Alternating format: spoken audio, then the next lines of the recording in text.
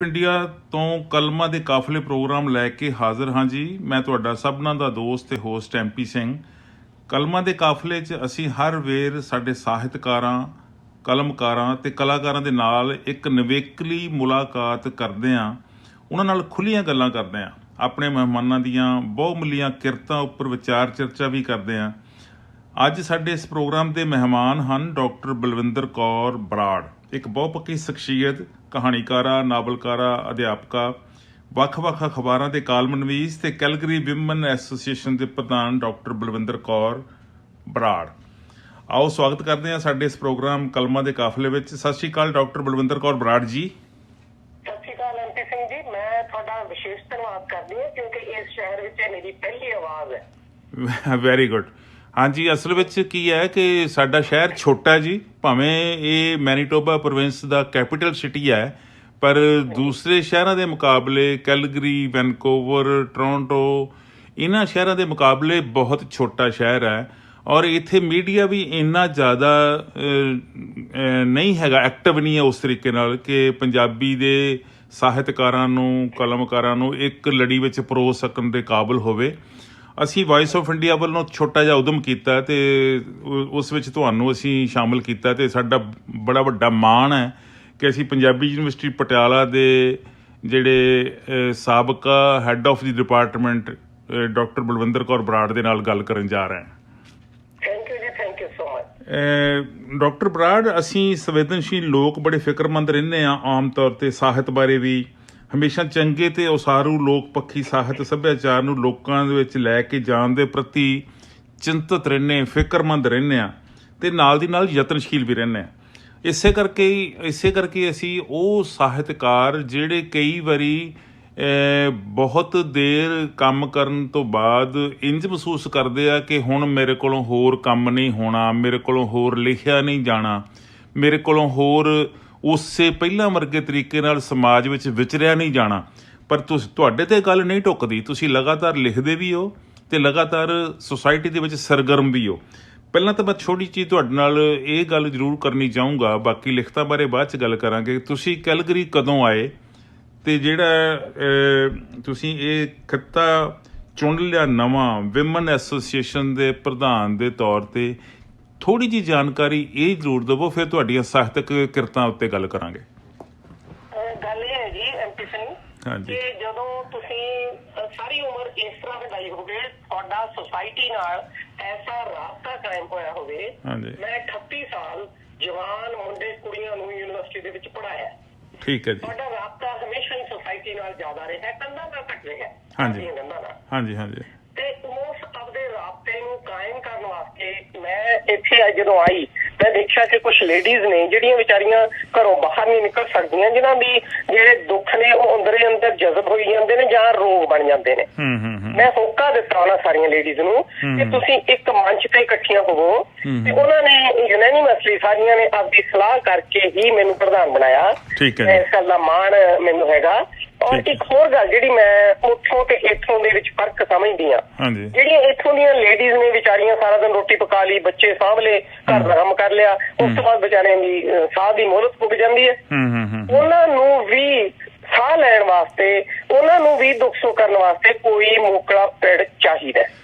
ਮੈਨੂੰ ਇਸ ਗੱਲ ਦਾ ਮਾਣ ਹਾਸਲ ਹੈ ਕਿ ਮੇਰੇ ਕੋਲੇ 100 ਦੇ ਕਰੀਬ ਇੱਥੋਂ ਦੀਆਂ ਲੇਡੀਜ਼ ਮੇਰੇ ਨਾਲ ਨਿਭਦੀਆਂ ਨੇ ਤੇ ਮੈਨੂੰ ਉਹਨਾਂ ਦੇ ਉੱਤੇ ਬਹੁਤ ਮਾਣ ਹੈ। ਮੈਂ ਉਹਨਾਂ ਦੇ ਤਜਰਬੇ ਤੋਂ ਕੈਨੇਡੀਅਨ ਤਜਰਬਾ ਹਾਸਲ ਕਰਕੇ ਆਪਣੇ ਵਿੱਚ ਬਹੁਤ ਚੇਂਜ ਮਹਿਸੂਸ ਕਰਦੀ ਹਾਂ। ਡਾਕਟਰ ਬਰਾੜ, ਮੈਨੂੰ ਲੱਗਦਾ ਕਿ ਜਿਹੜੀ ਤੁਹਾਡੀਆਂ ਲਿਖਤਾਂ ਹੈ, ਨਾਵਲ ਹੈ ਜਾਂ ਕਹਾਣੀਆਂ, ਉਹਦੇ ਵਿੱਚ ਵੀ ਤੁਸੀਂ ਔਰਤ ਦੇ ਸੰਤਾਪ ਬਾਰੇ ਬਹੁਤ ਜ਼ਿਆਦਾ ਚਿੰਤਤ ਰਹੇ ਹੋ।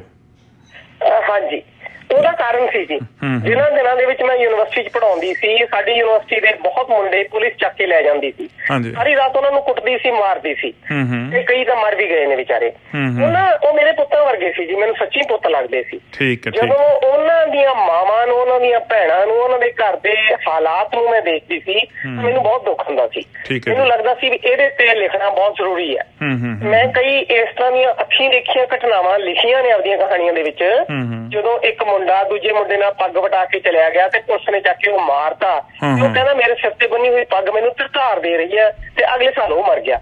ਜਦੋਂ ਇਸ ਤਰ੍ਹਾਂ ਦੀ ਗੱਲ ਤੁਹਾਡੇ ਸਾਹਮਣੇ ਆਉਂਦੀ ਹੈ ਤਾਂ ਕੁਦਰਤੀ ਹੈ ਕਿ ਤੁਸੀਂ ਜੇ ਤੁਹਾਡੇ ਕੋਲੇ ਲਿਖਤ ਹੋਵੇ ਤਾਂ ਤੁਸੀਂ ਉਸ ਨੂੰ ਲਿਖ ਦਿੰਦੇ ਹੋ। ਇਹ ਜਿਹੜੀ ਮਿੱਟੀ ਨਾਲ ਫਰੋਲ ਜੋਗੀਆ, ਜਿਹੜਾ ਮੈਨੂੰ ਲੱਗਦਾ ਹੈ ਇਹ ਉਸੇ ਦੌਰ ਦੀ ਕਹਾਣੀ ਹੈ ਤੁਹਾਡੀ। ਹਾਂਜੀ ਹਾਂਜੀ, ਜਿਸ ਦੌਰ ਦੇ ਵਿੱਚ ਬਿਨਾਂ ਕਿਸੇ ਕਾਰਨ ਨੌਜਵਾਨਾਂ ਨੂੰ ਜਿਹੜਾ ਉਹ ਚੁੱਕ ਘਰਾਂ ਤੋਂ ਕੱਢ ਕੇ ਮਾਰਤਾ ਗਿਆ। ਬਿਲਕੁਲ ਜੀ ਬਿਲਕੁਲ। ਕਈ ਵਾਰੀ ਇਸ ਤਰ੍ਹਾਂ ਹੁੰਦਾ ਸੀ ਜੀ, ਜਿਵੇਂ ਚਾਚੇ ਤਾਏ ਮਾਸੀ ਦਾ ਮੁੰਡਾ ਰਾਤ ਨੂੰ ਰੋਟੀ ਖਾਣ ਆ ਗਿਆ ਕਿਸੇ ਮੁੰਡੇ ਕੋਲ, ਯੂਨੀਵਰਸਿਟੀ ਵਾਲੇ ਕੋਲ, ਉਹ ਰੋਟੀ ਖਾਂਦਾ ਖੁੰਦਾ ਤੇ ਜਦੋਂ ਦਿਨੇ ਜਾਣ ਲੱਗਿਆ ਤਾਂ ਆਪਦਾ ਹਥਿਆਰ ਉੱਥੇ ਰੱਖ ਗਿਆ। ਉਹ ਹਥਿਆਰ ਦੇ ਨਾਲ ਪੁਲਿਸ ਉਹਨੂੰ ਆ ਕੇ ਚੱਕ ਲੈ ਜਾਂਦੀ ਸੀ। ਜਿਹੜਾ ਯੂਨੀਵਰਸਿਟੀ ਦਾ ਮੁੰਡਾ ਸੀ ਉਹ ਤਾਂ ਬਿਲਕੁਲ ਇਨੋਸੈਂਟ ਹੁੰਦਾ ਸੀ, ਉਹਨੂੰ ਚੱਕ ਕੇ ਪੁਲਿਸ ਉਹਦੇ ਤੇ ਤਸ਼ੱਦਦ ਕਰਦੀ ਸੀ ਤੇ ਸਾਨੂੰ ਦੁੱਖ ਹੁੰਦਾ ਸੀ ਕਿ ਇਹਦਾ ਇਨਵੋਲਵ ਵੀ ਹੈ ਨਹੀਂ ਸੀਗਾ, ਇਹਨੂੰ ਕਿਉਂ ਵਿੱਚ ਬਾੜ ਲਿਆ। ਇਸ ਤਰੀਕੇ ਦੇ ਨਾਲ ਜਦੋਂ ਸਾਡੇ ਤੇ ਬੀਤੀਆਂ ਸੀ ਨਾ ਜੀ, ਫੇਰ ਮੈਂ ਸਾਰੀ ਰਾਤ ਸੌ ਨਹੀਂ ਸਕਦੀ ਸੀ। ਇਹ ਜਦੋਂ ਤੱਕ ਮੈਂ ਕਹਾਣੀ ਨਹੀਂ ਲਿਖ ਲੈਂਦੀ ਸੀ ਉਦੋਂ ਤੱਕ ਮੈਨੂੰ ਤਸੱਲੀ ਨਹੀਂ ਹੁੰਦੀ ਸੀ, ਚੈਨ ਨਹੀਂ ਆਉਂਦੀ ਬੰਦੇ ਨੂੰ ਜਿੰਨਾ ਚਿਰ ਤੱਕ ਜਿਹੜੀ ਗੱਲ ਉਹਦੇ ਜ਼ਹਿਨ ਦੇ ਵਿੱਚ ਘੁੰਮਦੀ ਆ, ਦਿਲ ਦਿਮਾਗ 'ਚ ਘੁੰਮਦੀ ਆ, ਉਹਨੂੰ ਟੁੰਬਦੀ ਆ, ਜਿੰਨਾ ਚਿਰ ਤੱਕ ਉਹ ਸ਼ਬਦਾਂ ਦੇ ਵਿੱਚ ਪਰੋ ਨਾ ਲਵੇ, ਉਹਦੀ ਕਲਮ ਉੱਕਰ ਨਾ ਸਕੇ ਸ਼ਬਦ, ਤਦ ਤੱਕ ਸਕੂਨ ਨਹੀਂ ਮਿਲਦਾ। ਬਿਲਕੁਲ ਜੀ ਬਿਲਕੁਲ। ਤੁਹਾਨੂੰ ਤਸੱਲੀ ਉਦੋਂ ਹੀ ਹੁੰਦੀ ਹੈ ਜਦੋਂ ਤੁਸੀਂ ਉਸ ਨੂੰ ਸ਼ਬਦਾਂ 'ਚ ਪਰੋ ਦਿੰਦੇ ਹੋ। ਬਿਲਕੁਲ ਜੀ। ਨਾਵਲਾਂ ਦੇ ਤੁਸੀਂ ਵਿੱਚ ਪਹਿਲਾਂ ਹੱਥ ਅਜ਼ਮਾਇਆ ਜਾਂ ਕਹਾਣੀ ਸ਼ੁਰੂ ਕੀਤੀ ਲਿਖਣੀ? ਸਭ ਤੋਂ ਪਹਿਲਾਂ ਤਾਂ ਜੀ ਮੇਰਾ ਨਾਵਲ ਆਇਆ ਸੀ, ਕਿਉਂਕਿ ਮੈਂ ਹਲੇ ਛੋਟੀ ਉਮਰ ਚ ਸੀ ਜਦੋਂ ਮੇਰੇ ਹਸਬੈਂਡ ਦੀ ਡੈਥ ਹੋ ਗਈ, ਬੱਚੇ ਮੇਰੇ ਕੋਲ ਛੋਟੇ ਹੀ ਸੀਗੇ।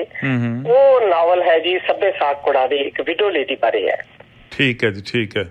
ਇਹ ਉਸ ਤੋਂ ਬਾਅਦ ਮਤਲਬ ਇਹ ਤੁਹਾਡੇ ਤਕਰੀਬਨ ਇਹ ਜਿਹੜਾ ਸੱਭੇ ਸਾਕ ਕੁੜਾਵੇ ਨਾਵਲ ਤੁਸੀਂ ਲਿਖਿਆ, ਇਹਦੇ ਚ ਤੁਹਾਡੇ ਜ਼ਿੰਦਗੀ ਦੇ ਸਾਕਾਂ ਦੀ ਗੱਲ ਹੈ ਜਾਂ ਸਮਾਜ ਦੇ ਹੋਰ ਪਾਤਰ ਵੀ ਤੁਸੀਂ ਲਏ? ਮੈਂ ਤੁਹਾਨੂੰ ਥੋੜੀ ਸਮਝਾ ਦਿਆਂ ਜੀ ਕਿ ਇੱਕ ਲੇਡੀ ਸੀ ਜਿਹੜੀ ਪਿੰਡ ਦੇ ਵਿੱਚ ਜਿਹਦੇ ਹਸਬੈਂਡ ਦੀ ਡੈਥ ਹੋ ਗਈ ਸੀ, ਤੇ ਮੈਂ ਉਹਦੇ ਕੋਲ ਅਫਸੋਸ ਕਰਨ ਗਈ, ਮੇਰੇ ਤੋਂ ਅਫਸੋਸ ਨਹੀਂ ਹੋ ਰਿਹਾ ਸੀ।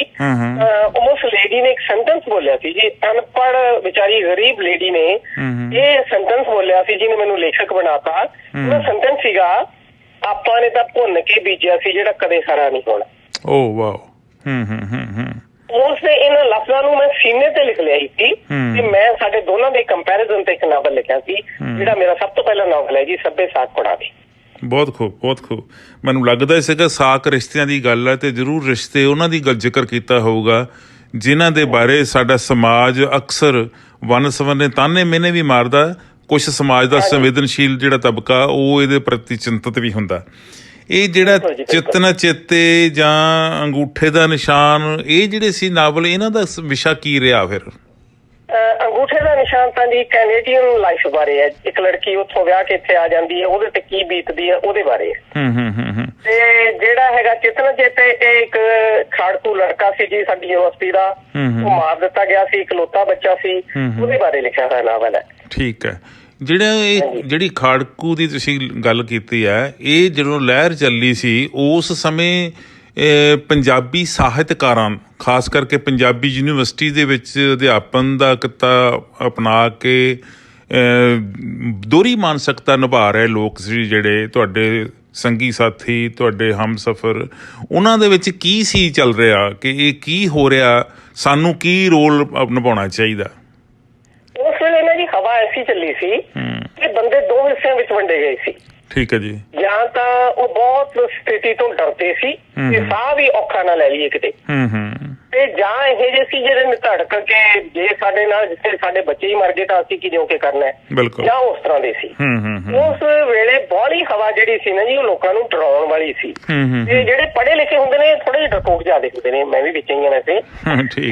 ਇਹ ਕਿਉਂਕਿ ਸਥਿਤੀ ਦੇ ਲੂਪ ਹੋਲਸ ਜਾਣਦੇ ਹੁੰਦੇ ਨੇ, ਚੋਰ ਮੋਰੀਆਂ ਜਾਣਦੇ ਹੁੰਦੇ ਨੇ, ਲਾਅ ਦਾ ਪਤਾ ਹੁੰਦਾ ਇਹਨਾਂ ਨੂੰ, ਇਸ ਕਰਕੇ ਡਰਦੇ ਜ਼ਿਆਦਾ ਹੁੰਦੇ ਨੇ। ਕੋਈ ਝਿਜਕ ਨਹੀਂ ਕਿ ਸਾਡੀ ਯੂਨੀਵਰਸਿਟੀ ਦੇ 90% ਲੋਕ ਤਾਂ ਡਰਪੋਕ ਸੀਗੇ। ਨਹੀਂ, ਡਰਪੋਕ ਨਹੀਂ, ਸ਼ਾਇਦ ਮਤਲਬ ਉਹ ਰਿਜ਼ਰਵੇਸ਼ਨਸ ਹੁੰਦੀਆਂ ਹਰ ਇੱਕ ਬੰਦੇ ਦੀਆਂ ਆਪਣੀਆਂ, ਸਮਝ ਲਓ ਤੁਸੀਂ। ਪਰ ਮੇਰੀ ਗੱਲ ਸੁਣੋ, ਜਦੋਂ ਤੁਸੀਂ ਜਿਹੜੀ ਵੀ ਮਾਨਵ ਦੇ ਰਾਹ ਵਿੱਚ ਭੰਡਣਯੋਗ ਸਥਿਤੀ ਹੈ, ਜੇ ਲੇਖਕ ਉਹਦੇ ਨਾਲ ਨਹੀਂ ਖੜੂਗਾ ਤਾਂ ਹੋਰ ਕੌਣ ਖੜੂਗਾ? ਪਰ ਯੂਨੀਵਰਸਿਟੀ ਦੇ ਵਿੱਚ ਬਹੁਤ ਸਾਰੇ ਅਧਿਆਪਕ ਤੇ ਬਹੁਤ ਸਾਰੇ ਸਟੂਡੈਂਟ ਇਹੋ ਜਿਹੇ ਹੋਏ ਜਿਹੜੇ ਜਿਨ੍ਹਾਂ ਨੇ ਸਿਰ ਤਲੀ ਤੇ ਰੱਖ ਕੇ ਕਿਸੇ ਵੀ ਸੰਘਰਸ਼ ਵਿੱਚ, ਮੈਂ ਉਸੇ ਖੜਕੂ ਲਹਿਰ ਵਾਲੀ ਗੱਲ ਨਹੀਂ ਕਰਦਾ, ਕਿਸੇ ਵੀ ਸੰਘਰਸ਼ ਵਿੱਚ ਬਹੁਤ ਵੱਡਾ ਯੋਗਦਾਨ ਪਾਇਆ। ਬਿਲਕੁਲ ਜੀ ਬਿਲਕੁਲ। ਮੈਂ ਤੁਹਾਨੂੰ ਹੁਣ ਇੱਕ ਛੋਟੀ ਜਿਹੀ ਪਰਸਨਲ ਘਟਨਾ ਸੁਣਾਉਣ ਲੱਗੀ ਹਾਂ। ਮੈਂ ਵੈਨਕੂਵਰ ਉਤਰੀ ਸੀ ਜੀ 1 ਸਾਲ, 2003 ਦੀ ਗੱਲ ਹੈ ਸ਼ਾਇਦ। ਇੱਕ ਸਟੂਡੈਂਟ ਜਿਹਨੂੰ ਮੈਂ ਉੱਥੇ ਮਤਲਬ ਆਪਦੇ ਤਰੀਕੇ ਨਾਲ ਥੋੜਾ ਜਿਹਾ ਬਚਾਉਣ ਵਾਲਾ ਤਾਂ ਰੱਬ ਹੁੰਦਾ ਹੈ, ਉਸਨੂੰ ਬਚਾ ਕੇ ਇੱਥੇ ਤੱਕ ਪੁੱਜਦਾ ਕੀਤਾ ਸੀ, ਉਹ ਮੈਨੂੰ ਲੈਣ ਆਇਆ। ਮੈਨੂੰ ਹਵਾਈ ਅੱਡੇ ਤੇ ਉਹਨੇ ਜਿਹੜੇ ਲਫ਼ਜ਼ ਕਹੇ ਨਾ ਜੀ, ਮੈਡਮ ਮੇਰਾ ਜੀ ਕਰਦਾ ਹੈ ਜਦੋਂ ਤੁਸੀਂ ਥੱਲੇ ਪੈਰ ਰੱਖਦੇ ਹੋ ਮੈਂ ਥੱਲੇ ਆਪਦੀ ਤਲੀ ਧਰ ਦਿਆਂ। ਉਹਦੇ ਮਨ ਦੇ ਵਿੱਚ ਮੇਰੇ ਲਈ ਕਿੰਨਾ ਸਤਿਕਾਰ ਸੀ। ਮੇਰੀ ਤਾਂ ਏਡੂ ਵੱਡੀ ਪ੍ਰਾਪਤੀ ਕੋਈ ਹੋ ਹੀ ਨਹੀਂ ਸਕਦੀ ਦੁਨੀਆ ਦੇ ਵਿੱਚ। ਬਹੁਤ ਵੱਡੀ ਜੀ। ਉਹਦੇ ਮਨ 'ਚ ਕੀ ਚੱਲ ਰਿਹਾ ਹੋਏਗਾ ਇਹ ਅੰਦਾਜ਼ਾ ਲਾਉਣਾ ਬਹੁਤ ਔਖਾ ਉਸ ਵੇਲੇ। ਇਹ ਜਿਹੜੀ ਤੁਸੀਂ ਰੂਹ ਅੰਬਰਾਂ ਤੱਕ ਰੋਈ ਜਾਂ ਜੱਗ ਵਿੱਚ ਸੀਰ, ਮੈਨੂੰ ਲੱਗਦਾ ਜੱਗ ਵਿੱਚ ਸੀਰ ਤਾਂ ਸ਼ਾਇਦ ਸਾਡੇ ਸਮਾਜਿਕ ਰਿਸ਼ਤਿਆਂ ਦੀ ਗੱਲ ਹੈ, ਤੇ ਰੂਹ ਅੰਬਰਾਂ ਤੱਕ ਰੋਈ ਵੀ ਉਹਨਾਂ ਲੋਕਾਂ ਨੂੰ ਤੁਹਾਡੇ ਵੱਲੋਂ ਇੱਕ ਕਿਸਮ ਦੀ ਸ਼ਰਧਾਂਜਲੀ ਹੈ ਜਿਹੜੇ ਕਿਸੇ ਨਾ ਕਿਸੇ ਤਰੀਕੇ ਨਾਲ ਅਣਿਆਈ ਮੌਤ ਮਰ ਗਏ। ਹਾਂਜੀ, ਇਹ ਸਾਰੇ ਇਹਨਾਂ ਮੁੰਡਿਆਂ ਬਾਰੇ ਲਿਖੀਆਂ ਹੋਈਆਂ ਕਹਾਣੀਆਂ ਨੇ, ਤੇ ਇਹਨਾਂ ਕਹਾਣੀਆਂ ਦੇ ਵਿੱਚ ਜਿਵੇਂ ਹੁੰਦਾ ਨਾ ਜੀ, ਕਹਿੰਦੇ ਹੁੰਦੇ ਨੇ ਇੱਕ ਛੋਟਾ ਜਿਹਾ ਕਣ ਸੋਨੇ ਦਾ ਆਪਾਂ ਖਾਣਾ ਚੋਂ ਕੱਢ ਲਿਆਉਂਦੇ ਆ ਤੇ ਉਹਨੂੰ ਗਹਿਣਾ ਬਣਾ ਲੈਂਦੇ ਆ। ਹਾਂਜੀ, ਬਿਲਕੁਲ ਉਸ ਤਰੀਕੇ ਦੇ ਨਾਲ ਜੋ ਕੁਛ ਮੇਰੇ ਸਾਹਮਣੇ ਵਾਪਰਦਾ ਸੀ, ਮੈਂ ਉਸ ਨੂੰ ਅਜਿਹੇ ਢੰਗ ਨਾਲ ਆਪਣੀ ਕਲਪਨਾ ਦੇ ਵਿੱਚ ਜਾ ਕੇ ਇੱਕ ਗਹਿਣੇ ਦੇ ਰੂਪ ਵਿੱਚ ਲੋਕਾਂ ਦੇ ਕੋਲ ਪੇਸ਼ ਕਰ ਦਿੰਦੀ ਸੀ। ਠੀਕ। ਇਹ ਜਿਹੜੀ ਤਲੀ ਤੇ ਉੱਗਿਆ ਫੁੱਲ, ਪੂਣੀਆਂ ਗਲੋਟੇ, ਇਹ ਸ਼ਾਇਦ ਔਰਤ ਦੀ ਸੰਵੇਦਨਾ ਬਾਰੇ ਹੈ, ਤੁਸੀਂ ਲਿਖਿਆ। ਔਰਤ ਦੀ ਸੰਵੇਦਨਾ ਵੀ ਹੈ ਤੇ ਸਮਾਜਿਕ ਬਦਲਦੀਆਂ ਪ੍ਰਸਥਿਤੀਆਂ ਵੀ ਨੇ। ਠੀਕ ਹੈ। ਇੱਕ ਤੁਸੀਂ ਲਿਖਣਾ ਸ਼ੁਰੂ ਕੀਤਾ ਜੀ ਯਾਦਾਂ ਲਿਖੀਆਂ ਮਨ ਦਾ ਕੋਨਾ। ਹਾਂਜੀ, ਇਹ ਤਾਂ ਮੈਂ ਹਲੇ ਕਿਤਾਬ ਰਿਲੀਜ਼ ਵੀ ਨਹੀਂ ਕੀਤੀ ਕਿਉਂਕਿ ਇਹਦੇ ਆਉਣ ਸਾਰ ਕੋਵਿਡ ਆ ਗਿਆ। ਕੋਵਿਡ ਤੋਂ ਬਾਅਦ ਇਹ ਮੇਰੇ ਕੋਲ ਉਸੇ ਤਰ੍ਹਾਂ ਅੰਦਰ ਬੰਦ ਪਈ ਹੈ। ਇਹਦੇ ਬਾਰੇ ਬਹੁਤ ਆਰਟੀਕਲ ਜਿਨ੍ਹਾਂ ਨੇ ਮੇਰੇ ਨੇੜੇ ਦੇ ਲੋਕਾਂ ਨੇ ਪੜ੍ਹਿਆ, ਉਹਨਾਂ ਨੇ ਬਹੁਤ ਸੋਹਣੇ ਆਰਟੀਕਲ ਲਿਖੇ ਨੇ ਇਹਦੇ ਤੇ ਮੈਂ ਇਹਨੂੰ ਹਲੇ ਰਿਲੀਜ਼ ਕਰਨਾ ਹੈ। ਇੱਥੇ ਵੈਨਕੂਵਰ ਦੇ ਵਿੱਚ ਰਿਲੀਜ਼ ਹੋ ਚੁੱਕੀ ਹੈ। ਕੀ ਲਿਖਿਆ ਜੀ ਮਨ ਦਾ ਕੋਨਾ ਚ? ਕੀ ਲਿਖਿਆ ਤੁਸੀਂ? ਬਚਪਨ ਤੋਂ ਲੈ ਕੇ ਮੇਰੀ 3-4 ਸਾਲ ਦੀ ਉਮਰ ਤੋਂ ਲੈ ਕੇ ਹੁਣ ਤੱਕ ਦੀਆਂ ਸਾਰੀਆਂ ਉਹ ਯਾਦਾਂ ਜਿਹੜੀਆਂ ਮੇਰੇ ਸੀਨੇ ਦੇ ਵਿੱਚ ਮੈਨੂੰ ਰੜਕਦੀਆਂ ਰਹੀਆਂ, ਸਾਰੀਆਂ ਲਿਖੀਆਂ ਨੇ। ਰੜਕਦੀਆਂ ਰਹੀਆਂ ਯਾਨੀ ਤੁਹਾਨੂੰ ਪਰੇਸ਼ਾਨ ਕਰਦੀਆਂ ਰਹੀਆਂ? ਕਿਸੇ ਹੱਦ ਤੱਕ ਤੁਸੀਂ ਇਹ ਵੀ ਕਹਿ ਸਕਦੇ ਹੋ ਕਿ ਪਰੇਸ਼ਾਨ ਵੀ ਕਰਦੀਆਂ ਰਹੀਆਂ, ਪਰ ਕਈ ਵਾਰੀ ਇਸ ਤਰ੍ਹਾਂ ਵੀ ਹੁੰਦਾ ਕੁਛ ਲੋਕ ਤੁਹਾਡੇ ਆਲੇ ਦੁਆਲੇ ਉਸਰੀਆਂ ਕੰਧਾਂ ਵਾਂਗੂ ਮਿਲਦੇ ਨੇ ਤੁਹਾਨੂੰ। ਉਹਨਾਂ ਲੋਕਾਂ ਬਾਰੇ ਵੀ ਉਹਨਾਂ ਦੇ ਸ਼ਬਦ ਚਿੱਤਰ ਵੀ ਨੇ। ਮੈਡਮ ਦਲੀਪ ਕਟਵਾਣਾ ਮੇਰੇ ਟੀਚਰ ਹੁੰਦੇ ਸੀ, ਉਹਨਾਂ ਦਾ ਸ਼ਬਦ ਚਿੱਤਰ ਵੀ ਇਹਦੇ ਚ। ਪ੍ਰੋਫੈਸਰ ਮੋਹਨ ਸਿੰਘ ਵੀ ਮੇਰੇ ਟੀਚਰ ਹੁੰਦੇ ਸੀ। ਮੈਂ ਇਸ ਗੱਲੋਂ ਲੱਕੀ ਹਾਂ ਜੀ ਕਿ ਮੈਨੂੰ ਸਾਹਿਤ ਦਾ ਹੱਥ ਪੜਨ ਵਾਲੇ ਬਹੁਤ ਮਿਲੇ ਜਿਨ੍ਹਾਂ ਦੇ ਕਰਕੇ ਮੇਰੇ ਅੰਦਰ ਅੱਖਰਾਂ ਦੀ ਫਸਲ ਬੀਜੀ ਗਈ। ਬਿਲਕੁਲ ਠੀਕ ਹੈ। ਮਨ ਦਾ ਕੋਨਾ ਜਿਹੜਾ ਜੀ ਤੁਸੀਂ ਆਪਦੇ ਮਨ ਦੀ ਗੱਲ ਕੀਤੀ ਜਾਂ ਸਮਾਜ ਦੇ ਲੋਕਾਂ ਦੀ ਮਨ ਦੀ ਗੱਲ ਕੀਤੀ ਹੈ? ਜਿਹੜਾ ਮੈਨੂੰ ਸਮਾਜ ਟੱਕਰਦਾ ਰਿਹਾ ਮਨ ਦੇ ਕੋਨੇ ਦੇ ਨਾਲ, ਮੈਨੂੰ ਲੱਗਦਾ ਬਹੁਤ ਲੋਕਾਂ ਦੇ ਅੰਦਰ ਬਹੁਤ ਵੱਡੀ ਭੀੜ ਸਿਰਜੀ ਜਾਂਦੀ ਹੈ ਸਾਰੀ ਉਮਰ ਦੇ ਵਿੱਚ। ਉਸ ਭੀੜ ਵਿੱਚੋਂ ਕੁਛ ਨਕਸ਼ ਐਸੇ ਹੁੰਦੇ ਨੇ ਜਿਹੜੇ ਤੁਹਾਡੇ ਸੀਨੇ ਵਿੱਚ ਉੱਗੇ ਰੁੱਖ ਦੇ ਹੇਠਾਂ ਹਮੇਸ਼ਾ ਲਿਖੋਣੇ ਜਾਂਦੇ ਨੇ। ਉਹਨਾਂ ਨਕਸ਼ਾਂ ਨੂੰ ਚਿਤਰਨ ਦੀ ਮੈਂ ਕੋਸ਼ਿਸ਼ ਕੀਤੀ ਹੈ ਕਿ ਮੇਰੀਆਂ ਯਾਦਾਂ ਦੇ ਵਿੱਚ ਕਿਹੜਾ ਕੁਛ ਹੈ ਜਿਹੜਾ ਹਮੇਸ਼ਾ ਖਲਲ ਪਾਉਂਦਾ ਰਿਹਾ, ਯਾਦ ਆਉਂਦਾ ਰਿਹਾ, ਵਾਰ-ਵਾਰ ਰਿਪੀਟ ਕਰਨ ਨੂੰ ਜੀ ਕਰਦਾ ਰਿਹਾ, ਜਿਹੜੇ ਨਾ ਮੈਂ ਡਿਲੀਟ ਕਰ ਸਕਦੀ ਹਾਂ ਨਾ ਮੈਂ ਰਿਪੀਟ ਕਰ ਸਕਦੀ। ਬਿਲਕੁਲ ਤੁਹਾਡੀ ਗੱਲ ਠੀਕ ਹੈ ਜੀ। ਡਾਕਟਰ ਬਲਵਿੰਦਰ, ਤੁਸੀਂ ਦੱਸਿਓ ਮੈਨੂੰ ਕਿ ਪੰਜਾਬੀ ਯੂਨੀਵਰਸਿਟੀ ਵਿੱਚ ਤੁਸੀਂ ਲਗਭਗ 4 ਦਹਾਕੇ ਅਧਿਆਪਨ ਦਾ ਕੰਮ ਕੀਤਾ, ਬਹੁਤ ਵੱਡੀ ਜ਼ਿੰਮੇਵਾਰੀ ਵੀ ਨਿਭਾਈ, ਹੈੱਡ ਆਫ ਦੀ ਡਿਪਾਰਟਮੈਂਟ ਹੋਣਾ ਕੋਈ ਛੋਟੀ ਗੱਲ ਨਹੀਂ ਹੈ। ਉਸ ਸਮੇਂ ਦੌਰਾਨ ਤੁਸੀਂ ਕਿਸੇ ਆਪਦੇ ਸਹਿਯੋਗੀ ਤੋਂ ਪ੍ਰਭਾਵਿਤ ਹੋਏ ਜਾਂ ਉੱਥੇ ਪਹਿਲਾਂ ਰਹੇ ਟੀਚਰਾਂ ਤੋਂ ਪ੍ਰਭਾਵਿਤ ਹੋ ਕੇ ਇਹ ਲਿਖਤਾਂ ਕਰਨੀਆਂ, ਜਿਹੜੀਆਂ ਕਿਰਤਾਂ ਕਰਨੀਆਂ ਸ਼ੁਰੂ ਕੀਤੀਆਂ? ਇਹ ਤੁਹਾਡੀਆਂ ਲਿਖਤਾਂ ਦੇ ਵਿੱਚ ਜਿਹੜਾ ਕੁਛ ਵੀ ਸਬਜੈਕਟ ਹੈ ਇਹਦੇ ਲਈ ਚੋਣ ਤੁਸੀਂ ਕੀਤੀ ਜਾਂ ਤੁਹਾਡੇ ਆਲੇ ਦੁਆਲੇ ਵਿਚਰਦੇ ਪਾਤਰ ਤੁਹਾਡੇ ਆਪਣੇ ਆਪ ਸ਼ਬਦਾਂ ਦੇ ਵਿੱਚ ਆ ਗਏ? ਦੇਖੋ ਜੀ, ਪਹਿਲੀ ਗੱਲ ਤਾਂ ਇਹ ਕਿ ਮੈਂ ਤੁਹਾਨੂੰ ਦੱਸਿਆ ਕਿ ਮੈਂ ਇੱਕ ਅਨਪੜ੍ਹ ਲੇਡੀ ਤੋਂ ਪ੍ਰਭਾਵਿਤ ਹੋ ਕੇ ਮੈਂ ਪਹਿਲਾਂ ਨਾਵਲ ਲਿਖਿਆ ਸੀਗਾ। ਬਿਲਕੁਲ। ਜਦੋਂ ਜਦੋਂ ਹੁੰਦਾ ਨਾ ਜੀ ਤੁਹਾਡੇ ਅੰਦਰ ਕੋਈ ਮੌਤ ਘਰ ਕਰਕੇ ਬਹਿ ਜਾਂਦੀ ਹੈ, ਮੇਰੇ ਹਸਬੈਂਡ ਦੀ ਤੇ ਮੇਰੇ ਮਦਰ ਦੀ ਮੌਤ ਇੱਕੋ ਮਹੀਨੇ ਵਿੱਚ ਹੋ ਗਈ ਸੀ ਜੀ। ਉਹ ਜਿਹੜੀ ਮੌਤ ਹੈ ਨਾ ਉਹ ਤੁਹਾਡੇ ਅੰਦਰੋਂ ਨਿਕਲਦੀ ਨਹੀਂ, ਚਾਹੇ ਤੁਸੀਂ ਕਿੰਨਾ ਰੋ ਲਓ। ਤੇ ਜਦੋਂ ਫਿਰ ਮੁੰਡੇ ਮਰਨ ਲੱਗ ਪਏ ਯੂਨੀਵਰਸਿਟੀ ਦੇ, ਜਿਹੜੇ ਸੋਹਣੇ ਸੋਹਣੇ ਮੁੰਡੇ ਸੀ ਜਿਹੜੇ ਮੇਰੇ ਆਪਦੇ ਪੁੱਤਾਂ ਵਰਗੇ ਸੀ, ਜਦੋਂ ਉਹ ਮਰਨ ਲੱਗੇ ਤਾਂ ਮੇਰੇ ਅੰਦਰਲੀ ਮੌਤ ਉਹਦੇ ਨਾਲ ਇਕਸੁਰ ਹੋ ਗਈ। ਤਾਂ ਮੈਨੂੰ ਲੱਗਿਆ ਕਿ ਉਹ ਹੌਲੀ ਹੌਲੀ ਬਣ ਗਿਆ ਮਿੱਤਰਾਂ ਦਾ ਗਮ ਲੋਕਾਂ ਦਾ ਗਮ। ਠੀਕ। ਬਹੁਤ ਖੂਬ। ਤੇ ਪੰਜਾਬੀ ਯੂਨੀਵਰਸਿਟੀ ਤਾਂ ਸਾਹਿਤਕਾਰਾਂ ਦਾ ਗੜ੍ਹ ਹੈ ਜੀ, ਅੱਜ ਵੀ ਹੈ। ਬਿਲਕੁਲ ਠੀਕ ਹੈ ਜੀ। ਮੈਨੂੰ ਮਾਣ ਹੈ ਜੀ ਇਸ ਗੱਲ ਦਾ। ਕਿਹੜੇ ਸਾਹਿਤਕਾਰ ਨੇ ਤੁਹਾਨੂੰ ਮੁਤਾਸਰ ਕੀਤਾ ਸਭ ਤੋਂ ਜ਼ਿਆਦਾ? ਪਹਿਲੀ ਗੱਲ ਤਾਂ ਇਹ ਕਿ ਮੈਡਮ ਦਲੀਪ ਕੌਰ ਟਿਵਾਣਾ ਮੇਰੇ ਟੀਚਰ, ਮੇਰੇ ਗਵਾਂਢੀ, ਮੇਰੇ ਨਾਲ ਰਹਿੰਦੇ ਸੀ, ਮੇਰੇ ਪੇਕਿਆਂ ਦੇ ਸੀ, ਇੱਥੇ ਸਾਡੇ ਦੋਨਾਂ ਦੇ ਇਕੱਠੇ ਰਹੇ ਨੇ। ਠੀਕ ਹੈ। ਮੈਡਮ ਦਲੀਪ ਕੌਰ ਟਿਵਾਣਾ ਜਦੋਂ ਬੈਠ ਕੇ ਗੱਲ ਕਰਦੇ ਸੀ ਨਾ ਜੀ, ਫਰਜ਼ ਕਰੋ ਅਸੀਂ ਸ਼ਹਿਰ ਤੋਂ ਯੂਨੀਵਰਸਿਟੀ ਨੂੰ ਆ ਰਹੇ ਹਾਂ, ਪਟਿਆਲੇ ਤੋਂ, ਹਾਂਜੀ ਹਾਂਜੀ, ਮੈਨੂੰ ਰਸਤੇ 'ਚ ਕਹਿੰਦੇ ਵੀ ਆਹ ਦੇਖ ਜਿਹੜਾ ਦਰਖਤ ਹੈ ਇਹਦੇ ਪੱਤੇ ਪਾਣੀ ਦੇ ਉੱਤੇ ਡਿੱਗ ਡਿੱਗ ਕੇ ਜਾ ਰਹੇ ਨੇ ਬੜੀ ਦੂਰ ਤੱਕ, ਲੋਕ ਵੀ ਆਈ ਹੋ ਕੇ ਤੁਰੇ ਜਾਂਦੇ ਨੇ। ਇਹ ਮੈਨੂੰ ਪਹਿਲੀ ਘਟਨਾ ਸੀ ਜਿਹੜੀ ਮੈਡਮ ਨੇ ਮੇਰੇ ਨਾਲ ਕੀਤੀ। ਮੈਂ ਸੋਚਿਆ ਵੀ ਪੱਤੇ ਤਾਂ ਸਾਰੀ ਦੁਨੀਆ ਦੇਖਦੀ ਹੈ, ਕਈ ਲੋਕ ਹੋਰ ਵੀ ਦੇਖਦੇ ਹੋਣਗੇ, ਇਹਨਾਂ ਘਟਨਾਵਾਂ ਨੂੰ ਸਾਹਿਤਕਾਰ ਕਿਵੇਂ ਦੇਖਦਾ? ਹਾਂਜੀ, ਨਵੇਕਲੀ। ਜਦੋਂ ਤੁਸੀਂ ਇਹਨਾਂ ਗੱਲਾਂ ਨੂੰ ਯਾਦਾਸ਼ਤ ਵਿੱਚ ਢਾਲ ਲੈਂਦੇ ਹੋ ਤੇ ਮੱਲੋ ਮੱਲੀ ਤੁਸੀਂ ਲਿਖ ਸਕਦੇ। ਮੈਨੂੰ ਲੱਗਦਾ ਵੀ ਜਿਨ੍ਹਾਂ ਦੇ ਪੱਲੇ ਪਰਮਾਤਮਾ ਮਾੜੇ ਮੋਟੇ ਅੱਖਰ ਦੇ ਦਿੰਦਾ ਹੈ ਤਾਂ ਉਹਨਾਂ ਨੂੰ ਇਹ ਜਿਹੜੇ ਆਸਾਰ ਨੇ ਉਹ ਨਾਲ ਹੋ ਤੁਰਦੇ ਨੇ, ਪਾਤਰ ਵੀ ਤੁਰਦੇ ਨੇ, ਟੀਚਰ ਵੀ ਤੁਰਦੇ ਨੇ, ਮਾਂ ਬਾਪ ਵੀ ਤੁਰਦੇ ਨੇ। ਮੈਨੂੰ ਲੱਗਦਾ ਵੀ ਉਦੋਂ ਤੁਹਾਡੇ ਅੱਖਰਾਂ ਦੀ ਫਸਲ ਲਹਿਲਾਉਣ ਲੱਗ ਜਾਂਦੀ ਹੈ। ਬਿਲਕੁਲ ਡਾਕਟਰ ਬਲਵਿੰਦਰ, ਇੱਦਾਂ ਹੁੰਦਾ ਜੀ ਜਿਹੜਾ ਸਾਹਿਤਕ ਮਨ ਹੈ ਉਹਦੀ ਜਿਹੜੀ ਸਭ ਤੋਂ ਪਹਿਲੀ ਕਿਰਤ ਹੁੰਦੀ, ਮੈਨੂੰ ਜੋ ਲੱਗ ਰਿਹਾ, ਮੇਰਾ ਤਜਰਬਾ ਵੀ ਚੋਖਾ ਹੈ, ਉਹ ਕੋਸ਼ਿਸ਼ ਹੁੰਦੀ ਉਹਦੀ ਕਿ ਕਵਿਤਾ ਦੀਆਂ ਚੰਦ ਲਾਈਨਾਂ ਲਿਖੀਆਂ ਜਾਣ, ਕੋਈ ਚੰਦ ਬੰਦ ਲਿਖੇ ਜਾਣ। ਹੌਲੀ ਹੌਲੀ ਉਹਨੂੰ ਲੱਗਣ ਲੱਗਦਾ ਕਿ ਮੈਂ ਆਪਦੇ ਮਨ ਦੀ ਗੱਲ ਕਵਿਤਾ ਵਿੱਚ ਉਨੀ ਸ਼ਿੱਦਤ ਨਾਲ ਨਹੀਂ ਲਿਖ ਸਕਦਾ, ਤੇ ਫਿਰ ਉਹਦਾ ਧਿਆਨ ਜਿਹੜਾ ਉਹ ਕਹਾਣੀ ਵੱਲ ਜਾਂਦਾ, ਫਿਰ ਉਸ ਤੋਂ ਬਾਅਦ ਨਾਵਲ ਵੱਲ ਜਾਂਦਾ। ਤੁਸੀਂ ਵੀ ਕਵਿਤਾ ਲਿਖੀ ਜੀ? ਮੈਂ BA ਤੱਕ ਕਵਿਤਾ ਲਿਖਦੀ ਰਹੀ ਜੀ। ਠੀਕ ਹੈ। ਜਦੋਂ ਮੈਂ ਉਸ ਕਵਿਤਾ ਦੀ ਕਾਪੀ ਨੂੰ ਪੜ੍ਹਿਆ ਮੈਨੂੰ ਲੱਗਿਆ ਵੀ ਤਾਂ ਬੜੀਆਂ ਨਿਆਣੀਆਂ ਕਵਿਤਾਵਾਂ ਨੇ, ਇਹਨਾਂ ਦੇ ਵਿੱਚ ਬੜਾ ਕੱਚ ਹੈ।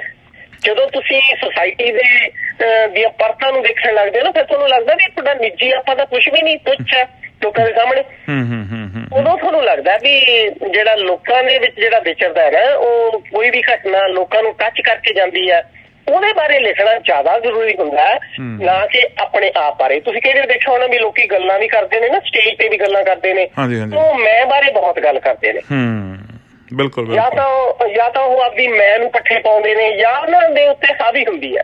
ਤੇ ਮੈਨੂੰ ਇਸ ਗੱਲ ਤੋਂ ਬਹੁਤ ਖੇਜ ਹੁੰਦੀ ਹੈ ਕਿ ਤੁਹਾਡਾ ਆਪਾਂ ਇੰਨਾ ਇੰਪੋਰਟੈਂਟ ਨਹੀਂ ਹੈਗਾ, ਤੁਹਾਡਾ ਆਪਾਂ ਕਿਸੇ ਹੋਰ ਦੇ ਨਾਲ ਰਲ ਕੇ ਕਿਸੇ ਦਾ ਕੀ ਸਵਾਰਦਾ, ਇਹ ਜ਼ਿਆਦਾ ਇੰਪੋਰਟੈਂਟ। ਬਿਲਕੁਲ ਬਿਲਕੁਲ ਬਿਲਕੁਲ। ਡਾਕਟਰ ਬਰਾੜ, ਇੱਕ ਦੱਸਿਓ ਗੱਲ, ਮੈਂ ਜਿਵੇਂ ਪਹਿਲਾਂ ਕਿਹਾ ਕਵਿਤਾ ਤੋਂ ਬਾਅਦ ਲੇਖਕ ਜਿਹੜਾ ਉਹ ਕਹਾਣੀ ਵੱਲ ਆਉਂਦਾ, ਤੇ ਫਿਰ ਕਹਾਣੀ ਵਿੱਚ ਵੀ ਜਦੋਂ ਗੱਲ ਉਹਦੀ ਮੁਕੰਮਲ ਨਹੀਂ ਹੁੰਦੀ, ਫਿਰ ਉਹ ਬਹੁਤ ਸਾਰੀਆਂ ਕਹਾਣੀਆਂ ਨੂੰ ਮਿਲਾ ਕੇ ਇੱਕ ਨਾਵਲ ਦੀ ਸਿਰਜਣਾ ਕਰਦਾ। ਤੁਸੀਂ ਕਵਿਤਾ ਤੋਂ ਸਿੱਧੀ ਛਾਲ ਮਾਰੀ ਨਾਵਲ ਤੇ ਆ ਗਏ? ਮੈਂ ਤੁਹਾਨੂੰ ਦੱਸਿਆ ਨਾ ਜੀ, ਮੇਰੀ ਜ਼ਿੰਦਗੀ ਦੇ ਵਿੱਚ ਜਿਹੜੀ ਉਥਲ ਪੁਥਲਤਾ ਹੋਈ ਉਹ ਮੇਰੇ ਅੰਦਰ ਤਸੱਲੀ ਜੀ ਪਾ ਰਹੀ ਸੀ। ਆਲੇ ਦੁਆਲੇ ਵੈਸੇ ਮੈਨੂੰ ਕਹਿਣਾ ਤਾਂ ਨਹੀਂ ਚਾਹੀਦਾ, ਹੁਣ ਤਾਂ ਬੜੀ ਦੂਰ ਲੰਘੀ ਉਸ ਦੌਰ ਤੋਂ ਕਿ ਜਦੋਂ ਯੰਗ ਲੇਡੀ ਵਿਧਵਾ ਹੁੰਦੀ ਹੈ ਔਰ ਬੰਦਿਆਂ ਦੇ ਵਿੱਚ ਜੌਬ ਕਰਦੀ ਹੈ ਤਾਂ ਉਹਨੂੰ ਵੱਖਰੀ ਤਰ੍ਹਾਂ ਦੀਆਂ ਔਕੜਾਂ ਦਾ ਸਾਹਮਣਾ ਕਰਨਾ ਪੈਂਦਾ। ਉਸ ਵੇਲੇ ਮੈਂ ਇਹ ਸਭ ਹਟਾ ਰਹੀ ਸੀ, ਤੇ ਇਸ ਕਰਕੇ ਮੈਂ ਇੱਕ ਵਿਡੋ ਲੇਡੀ ਬਾਰੇ ਨਾਵਲ ਲਿਖਿਆ। ਬਹੁਤ ਖੂਬ, ਬਹੁਤ ਖੂਬ। ਇੱਕ ਇਹ ਵਿਸ਼ਾ ਤਾਂ ਹੈ ਹੀ, ਔਰਤ ਲੇਖਕਾ ਜਿਹੜੀ ਵੀ ਹੈ ਉਹਦਾ ਇਹ ਵਿਸ਼ਾ ਤਾਂ ਹੈ ਹੀ ਕਿ ਉਹ ਆਪਣੇ ਬਾਰੇ ਜਾਂ ਆਪਦੇ ਆਲੇ ਦੁਆਲੇ ਔਰਤ ਪਾਤਰਾਂ ਬਾਰੇ ਹੀ ਜ਼ਿਆਦਾ ਚਿੰਤਤ ਹੁੰਦੀ ਹੈ, ਜ਼ਿਆਦਾ ਫਿਕਰਮੰਦ ਹੁੰਦੀ ਹੈ। ਉਹਦੇ ਸ਼ਬਦ ਜਿਹੜੇ ਆ ਔਰਤ ਦੀ ਸੰਵੇਦਨਾ ਦੇ ਉੱਤੇ, ਉਹਦੀ ਬਿਰਹਾ ਦੇ ਉੱਤੇ, ਉਹਦੀ ਸੋਚ ਦੇ ਉੱਤੇ, ਉਹਦੇ ਜਿਹੜਾ ਹੰਢਾ ਰਹੀ ਆ ਆਪਦੇ ਪਿੰਡੇ ਤੇ ਦੁੱਖ, ਉਹਦੇ ਬਾਰੇ ਹੁੰਦੇ ਆ। ਸਮਾਜ ਦੇ ਵਿੱਚ ਹੋਰ ਕਿਹੜੇ ਪਾਤਰ ਜਿਹੜੇ ਸੀਗੇ ਜਿਨ੍ਹਾਂ ਨੇ ਤੁਹਾਨੂੰ ਪ੍ਰਭਾਵਿਤ ਕੀਤਾ ਤੇ ਉਹਨਾਂ ਨੂੰ ਤੁਸੀਂ ਆਪਦੀਆਂ ਕਹਾਣੀਆਂ ਵਿੱਚ ਜਾਂ ਆਪਦੇ ਨਾਵਲਾਂ ਵਿੱਚ ਥਾਂ ਦਿੱਤੀ? ਇੱਕ ਮੈਂ ਤੁਹਾਨੂੰ ਗੱਲ ਦੱਸਦਾ ਕਿ ਬਾਕੀ ਬਹੁਤੀਆਂ ਲੇਡੀਜ਼ ਜਦੋਂ ਲਿਖਦੀਆਂ ਨੇ ਉਹ ਔਰਤ ਦੇ ਰੋਣ ਤੋਂ ਜ਼ਿਆਦਾ ਲਿਖਦੀਆਂ ਨੇ, ਪਰ ਮੈਂ ਖੁਸ਼ਕਿਸਮਤ ਰਹੀ ਹਾਂ ਕਿ ਮੇਰੇ ਜਿਹੜੇ ਕੁਲੀਗ ਸੀਗੇ ਨਾ ਜੀ, ਮੈਂ ਇਕੱਲੀ ਲੇਡੀ ਸੀ ਡਿਪਾਰਟਮੈਂਟ 'ਚ, ਬਾਕੀ ਸਾਰੇ ਮੇਲ ਮੈਂਬਰ ਸੀ। ਹਾਂਜੀ ਹਾਂਜੀ। ਉਹ ਮੇਲ ਮੈਂਬਰ ਮੇਰੇ ਦੋਸਤ ਸੀਗੇ। ਠੀਕ ਹੈ। ਮੈਨੂੰ 1% ਵੀ ਕਿਸੇ ਤੇ ਕੋਈ ਗਿਲਾ ਨਹੀਂ ਹੈ। ਉਹਨਾਂ ਨੇ ਮੇਰੇ ਨਾਲ ਜੋ ਦੋਸਤੀ ਨਿਭਾਈ, ਮੇਰੇ ਨਾਲ ਜੋ ਮੇਰੀ ਇੱਜ਼ਤਦਾਰ ਰਿਸ਼ਤਿਆਂ ਦੀ ਪਾਕੀਜ਼ਗੀ ਨੂੰ ਨਿਭਾਇਆ, ਮੈਂ ਉਸ ਕਰਕੇ ਕਦੇ ਵੀ ਕਿਸੇ ਮੇਲ ਮੈਂਬਰ ਨੂੰ ਇਸ ਤਰ੍ਹਾਂ ਨਹੀਂ ਦੇਖਿਆ ਕਿ ਉਹ ਔਰਤ ਦੇ ਉੱਤੇ ਜ਼ੁਲਮ ਕਰਦਾ। ਕਰਦੇ ਨੇ, ਇਹ 'ਚ ਕੋਈ ਸ਼ੱਕ ਨਹੀਂ, ਇੱਥੇ ਵੀ ਕਰਦੇ ਨੇ, ਪਰ ਤੁਸੀਂ ਜਦੋਂ ਉਸਦਾ ਹੱਸ ਕੇ ਮੁਕਾਬਲਾ ਕਰਦੇ ਹੋ ਸਥਿਤੀ ਦਾ, ਤਾਂ ਮੇਰਾ ਖਿਆਲ ਹੈ ਨਿਡਰਤਾ ਆਪਣੇ ਆਪ ਆ ਜਾਂਦੀ ਹੈ। ਤੁਸੀਂ ਰੋਣ ਧੋਣ ਦੀ ਥਾਂ ਤੇ ਉਸ ਇਕੁਐਲਿਟੀ ਨੂੰ ਦੇਖਦੇ ਹੋ, ਜਿੱਥੇ ਤੁਸੀਂ ਕਹੋ ਕਿ ਮੈਂ ਇਸ ਪੋਜੀਸ਼ਨ ਤੱਕ ਪਹੁੰਚਣਾ, ਰੋਣਾ ਧੋਣਾ ਨਹੀਂ ਹੈਗਾ। ਅਸੀਂ ਕਿਉਂ ਕਹੀਏ ਕਿ ਅਸੀਂ ਤੁਹਾਡੇ ਤੋਂ ਪਿੱਛੇ ਆ? ਤੁਸੀਂ ਹੁਣ ਦੇਖੋ ਜੀ, ਕਿਸਾਨੀ ਸੰਘਰਸ਼ ਹੋ ਰਿਹਾ ਹੈ, ਔਰਤਾਂ ਬਰਾਬਰ ਨੇ। ਬਿਲਕੁਲ ਜੀ, ਬਿਲਕੁਲ। ਮੈਂ ਇਸ ਟੌਪਿਕ ਤੇ ਘੰਟਿਆਂ ਬੱਧੀ ਬੋਲ ਸਕਦੀ ਹਾਂ ਜੋ ਕੁਛ ਔਰਤਾਂ ਨੇ ਉੱਥੇ ਕੀਤਾ, ਹਾਲਾਂਕਿ ਮੈਂ ਦੇਖਿਆ ਨਹੀਂ। ਠੀਕ ਹੈ, ਠੀਕ ਹੈ। ਇਹ ਤੁਸੀਂ ਫਿਰ ਮੇਰਾ ਕੁਐਸਚਨ ਸੀ ਜੀ, ਕਿਹੜੇ ਪਾਤਰ ਹੋਰ ਆ ਜਿਨ੍ਹਾਂ ਨੂੰ ਤੁਸੀਂ ਆਪਣੀ ਕਹਾਣੀਆਂ ਵਿੱਚ ਥਾਂ ਦਿੱਤੀ? ਦੇਖੋ ਜੀ, ਪ੍ਰੋਮੀਨੈਂਟ ਪਾਤਰ ਤਾਂ ਸੀਗੇ ਖਾੜਕੂ ਮੁੰਡੇ ਜਿਹੜੇ ਮੇਰੀ ਯੂਨੀਵਰਸਿਟੀ ਤੋਂ ਚੱਕ ਕੇ ਮਾਰ ਦਿੱਤੇ ਗਏ। ਠੀਕ ਹੈ। ਪ੍ਰੋਮੀਨੈਂਟ ਉਹ ਸੀਗੇ। ਦੂਜਾ, ਜਿਹੜੀਆਂ ਲੜਕੀਆਂ ਦੇ ਨਾਲ ਕੋਈ ਫਰਜ਼ ਕਰੋ ਕੋਈ ਕੁੜੀ ਆ ਕੇ ਮੈਨੂੰ ਦੱਸਦੀ ਸੀ ਕਿ ਮੇਰੇ ਤਾਂ ਜੀ ਘਰ ਦੇ ਬੜੇ ਗਰੀਬ ਨੇ ਪਰ ਮੇਰੇ ਸਹੁਰੇ ਦਾਜ ਬਹੁਤ ਮੰਗਦੇ ਨੇ, ਉਹਨਾਂ ਬਾਰੇ ਵੀ ਮੈਂ ਲਿਖਿਆ। ਜਾਂ ਕੋਈ ਲੇਡੀ, ਫਰਜ਼ ਕਰੋ ਵੀ ਯੂਨੀਵਰਸਿਟੀ ਦੇ ਵਿੱਚ ਵੀ ਮੈਂ ਇਸ ਤਰ੍ਹਾਂ ਦਾ ਹਾਲਾਤ ਦੇਖੇ ਜਿੱਥੇ ਪੜ੍ਹੇ ਲਿਖੇ ਬੰਦੇ ਔਰਤਾਂ ਨੂੰ ਡੀਫੇਮ ਕਰਦੇ ਸੀ, ਮੈਂ ਉੱਥੇ ਵੀ ਲਿਖਿਆ। ਇਸ ਤਰ੍ਹਾਂ ਸੁਸਾਇਟੀ ਦੇ ਵਿੱਚ ਜਿਹੜੀ ਉਥਲ ਪੁਥਲਤਾ ਹੁੰਦੀ ਹੈ ਨਾ ਜੀ, ਹਰ ਲੇਖਕ ਦੀ ਲਿਖਤ ਦੇ ਅੰਡਰ ਆ ਜਾਂਦੀ ਹੈ। ਠੀਕ। ਅੱਜ ਉਹ ਲੇਖਕ ਹੀ ਉਹ ਜਿਹੜਾ ਆਪਣੇ ਆਲੇ ਦੁਆਲੇ ਬਾਰੇ ਚੌਕਸ ਹੈ, ਅਵੇਅਰ ਹੈਗਾ, ਜਿਹਨੂੰ ਆਲੇ ਦੁਆਲੇ ਦਾ ਪਤਾ ਹੈ। ਜੇ ਕੋਈ ਆਪਣੇ ਆਪਦੇ ਮਨ ਦੇ ਵਿੱਚ ਅੰਤਰੀਵ ਭਾਵ ਲੈ ਕੇ ਤੁਰਿਆ ਫਿਰਦਾ ਤੇ ਉਹਨੂੰ ਲੇਖਕ ਕਹਿਣਾ ਵੀ ਮੈਨੂੰ ਲੱਗਦਾ ਵੀ ਨਹੀਂ, ਕੋਈ ਵਾਜਬ ਸ਼ਬਦ ਨਹੀਂ ਹੈ ਉਹਦੇ ਵਾਸਤੇ। ਉਹ ਤਾਂ ਅੰਤਰਮੁਖੀ ਹੋ ਕੇ ਲਿਖੀ ਜਾਂਦਾ। ਜੇ ਬਾਹਰ ਮੁਖੀ ਹੋ ਕੇ ਲਿਖਣਾ ਤੇ ਉਹਨੂੰ ਆਪਦੇ ਆਲੇ ਦੁਆਲੇ ਦਾ ਪਹਿਲਾਂ ਤਾਂ ਪਤਾ ਹੋਣਾ ਚਾਹੀਦਾ ਕੀ ਹੋ ਰਿਹਾ, ਫਿਰ ਉਹਦਾ ਪ੍ਰੋਪਰ ਐਨਾਲਿਸਿਸ ਕੀਤਾ ਜਾਵੇ, ਫਿਰ ਉਹਨਾਂ ਨੂੰ ਤੁਸੀਂ ਆਪਣੀ ਕਲਾਕ੍ਰਿਤਾਂ ਦੇ ਵਿੱਚ ਸ਼ਾਮਲ ਕਰ ਸਕਦੇ ਹੋ। ਤੁਸੀਂ ਆਲੋਚਨਾ ਦੇ ਖੇਤਰ ਵਿੱਚ ਵੀ ਕੁਝ ਥੋੜਾ ਬਹੁਤਾ ਕੰਮ ਕੀਤਾ ਹੈਗਾ। ਪਹਿਲੀ ਗੱਲ ਤਾਂ ਇਹ ਜੀ, ਮੈਂ PhD ਕੀਤੀ। ਉਹ PhD ਗੁਰੂ ਨਾਨਕ ਦੇਵ ਜੀ ਦੀ ਕਾਵ ਕਲਾ, ਗੁਰੂ ਨਾਨਕ ਦੇਵ ਜੀ ਦੇ ਬਾਣੀ ਵਿੱਚ ਲੋਕ ਤੱਤ ਤੇ ਕੀਤੀ। ਠੀਕ ਹੈ ਜੀ। ਉਹ ਵੀ ਮੇਰੀ ਕਿਤਾਬ ਛਪੀ। ਫਿਰ ਮੈਂ ਨਾਰੀਵਾਦ ਜੀ, ਨਾਰੀਵਾਦ ਸਿਧਾਂਤ ਤੇ ਵਿਹਾਰ, ਜਿਹੜਾ ਕਿ ਬਦਲਦੇ ਸਮਾਜ ਦੇ ਨਾਲ ਆਪਣੀ ਰੂਪ ਰੇਖਾ ਬਦਲਦਾ ਰਿਹਾ, ਜਿਹਦੇ ਵਿੱਚ ਜਿਹੜੀਆਂ ਔਰਤਾਂ ਸੀ ਨਾ ਜੀ, ਜੇ ਤੱਕ ਨਾਰੀਵਾਦ ਨੂੰ ਤੁਸੀਂ ਕਹਿ ਲਓ ਵੀ ਇੱਕ ਔਰਤ ਕਹਿੰਦੀ ਹੈ ਮੈਂ ਕੌਲੀ ਮਾਂਜਦੀ ਤੂੰ ਗਲਾਸ ਮਾਂਜ, ਇਹਨੂੰ ਅਸੀਂ ਬਰਾਬਰੀ ਨਹੀਂ ਮੰਨਦੇ। ਬਿਲਕੁਲ। ਤੁਸੀਂ ਬਰਾਬਰੀ ਦੇ ਸਿਧਾਂਤ ਜਿਹੜੇ ਨੇ ਤੁਹਾਨੂੰ ਆਪ ਨਿਭਾ ਕੇ ਪ੍ਰੈਕਟੀਕਲ ਤੌਰ ਤੇ ਮੰਨਣੇ ਪੈਣੇ ਨੇ ਕਿ ਮਰਦ ਦੇ ਔਗਣਾਂ ਨੂੰ ਛੱਡ ਕੇ ਜਿਹੜੇ ਔਰਤ ਦੇ ਮਨ ਵਿੱਚ ਗੁਣ ਨੇ ਉਹ ਅਸੀਂ ਮਰਦ ਦੇ ਸੀਨੇ 'ਚ ਬੀਜਣੇ ਨੇ। ਬਿਲਕੁਲ ਜੀ। ਇਹ ਇੱਕ ਤੁਸੀਂ ਜਿਹੜੀ ਕਹਾਣੀ ਲਿਖੀ ਹੈ ਜੀ, ਜੱਗ ਵਿੱਚ ਸੀਰ, ਮੈਨੂੰ ਲੱਗਦਾ ਇਹ ਵੀ ਔਰਤ ਮਰਦ ਵਖਰੇਵੇਂ ਦੀ ਜਿਹੜੀ ਗੱਲ ਕਰਦੀ ਕਹਾਣੀ ਹੈ। ਮੇਰੀ ਕਹਾਣੀ ਬੜੀ ਪ੍ਰੋਮੀਨੈਂਟ ਹੋਈ ਸੀ ਜੀ, ਬੜੀ ਚਰਚਿਤ ਹੋਈ ਸੀ। ਕਿ ਮੈਂ ਥੋੜੀ ਜਿਹੀ ਸੁਣਾ ਹੀ ਦਿਆਂ ਕਿ ਇੱਕ ਲੜਕਾ ਸੀ, ਉਹ ਚੱਕ ਕੇ ਲੈ ਗਏ ਸੀਗੇ। ਉਸ ਲੜਕੇ ਨੂੰ ਮਤਲਬ ਸੈਕਸ ਆਰਗਨ ਦੇ ਵਿੱਚ ਪਾ ਕੇ ਇਲੈਕਟ੍ਰਿਕ ਸ਼ੌਕ ਤੇ ਉਹਨੂੰ ਮਰਦ ਬਣਾ ਦਿੱਤਾ ਗਿਆ ਸੀ ਪੁਲਿਸ ਵੱਲੋਂ। ਅੱਛਾ ਜੀ। ਇਹ ਲੜਕਾ ਮੈਨੂੰ ਖੁਦ ਆਪ ਆ ਕੇ ਸਟੋਰੀ ਸੁਣਾ ਕੇ ਗਿਆ ਸੀ ਮੇਰੇ ਘਰ। ਸਟੂਡੈਂਟ ਸੀ ਯੂਨੀਵਰਸਿਟੀ ਦਾ। ਮੈਂ ਉਹਦੇ ਲਈ ਕੋਈ ਲੜਕੀ ਲੱਭ ਲਈ ਸੀ, ਮੈਂ ਤੇਰਾ ਵਿਆਹ ਕਰ ਦਿੰਦੀ ਆ। ਉਹ ਕਹਿੰਦਾ ਇਹ ਉਹ ਸਟੋਰੀ ਹੈ ਜਿਹੜੀ ਮੈਂ ਆਪਦੀ ਮਾਂ ਨੂੰ ਨਹੀਂ ਦੱਸ ਸਕਦਾ, ਮੈਂ ਆਪਦੀ ਪ੍ਰੇਮਿਕਾ ਨੂੰ ਵੀ ਨਹੀਂ ਦੱਸ ਸਕਦਾ, ਮੈਂ ਆਪਦੀ ਭੈਣ ਨੂੰ ਵੀ ਨਹੀਂ ਦੱਸ ਸਕਦਾ, ਮੈਂ ਤੁਹਾਨੂੰ ਦੱਸਦਾ। ਉਹ ਯੂਨੀਵਰਸਿਟੀ ਦਾ ਸਟੂਡੈਂਟ ਸੀ ਜੀ ਤੁਹਾਡਾ? ਹਾਂਜੀ, ਯੂਨੀਵਰਸਿਟੀ ਦਾ ਸਟੂਡੈਂਟ ਸੀ। ਠੀਕ। ਇਹ ਉਹਦੇ ਬਾਰੇ ਕਹਾਣੀ ਹੈ ਜੱਗ ਦਾ ਸੀਰ। ਮੈਨੂੰ ਲੱਗਦਾ ਸੀ ਸ਼ਾਇਦ ਮੇਰੀ ਸੋਚਣੀ ਹੋਰ ਸੀ ਵੀ ਆਮ ਤੌਰ ਤੇ ਇਹ ਸਾਡੇ ਸਮਾਜ ਵਿੱਚ ਗਿਣਿਆ ਜਾਂਦਾ ਕਿ ਜਿੰਨਾ ਚਿਰ ਤੇ ਘਰ ਵਿੱਚ ਲੜਕਾ ਪੈਦਾ ਨਹੀਂ ਹੁੰਦਾ ਤੇ ਸਾਡਾ ਜੱਗ 'ਚ ਸੀਰ ਨਹੀਂ ਪੈਂਦਾ, ਸਾਡਾ ਹਿੱਸਾ। ਐਂਡ ਮੈਂ ਉੱਥੇ ਕੀਤਾ ਜੀ। ਹਾਂ ਠੀਕ ਹੈ। ਉਹ ਫਿਰ ਉਹਦੀ ਭਾਬੀ ਕਹਿੰਦੀ ਹੈ ਵੀ ਲੈ ਮਾਂ ਤੇਰਾ ਜੱਗ ਵਿੱਚ ਸੀਰ ਪੈ ਗਿਆ। ਮੈਂ ਸਮਝਿਆ ਨਹੀਂ ਇਹ ਕਿੱਦਾਂ ਜੱਗ 'ਚ ਸੀਰ ਤੁਸੀਂ ਪਾਉਣ ਦੀ ਗੱਲ ਫਿਰ ਅਖੀਰ ਵਿੱਚ ਕੀਤੀ ਸੀ। ਲੜਕੇ ਦੀ ਜੀ ਪਹਿਲਾਂ ਕਿਸੇ ਦੇ ਨਾਲ ਗੱਲਬਾਤ ਸੀਗੀ। ਠੀਕ ਹੈ ਜੀ। ਮੈਂ ਲੜਕੇ ਵਾਸਤੇ ਕੋਈ ਲੜਕੀ ਲੱਭ ਲਈ ਵੀ ਤੂੰ ਛੱਡ ਇਹ ਸਾਰਾ ਰਾਹ ਤੇ ਤੇਰਾ ਵਿਆਹ ਕਰ ਦਿੰਦੇ ਆ। ਠੀਕ ਹੈ ਜੀ। ਉਹ ਕਹਿੰਦਾ ਜੀ ਮੈਂ ਵਿਆਹ ਦੇ ਕਾਬਿਲ ਨਹੀਂ ਰਿਹਾ। ਪਰ ਜਿਹਦੇ ਨਾਲ ਉਹਦੀ ਗੱਲਬਾਤ ਸੀ ਉਹਦੇ ਤੋਂ ਉਹਦੇ ਬੇਬੀ ਪੈਦਾ ਹੋਇਆ ਸੀ ਉਹਦੇ ਮਰਨ ਤੋਂ ਬਾਅਦ। ਅੱਛਾ ਜੀ।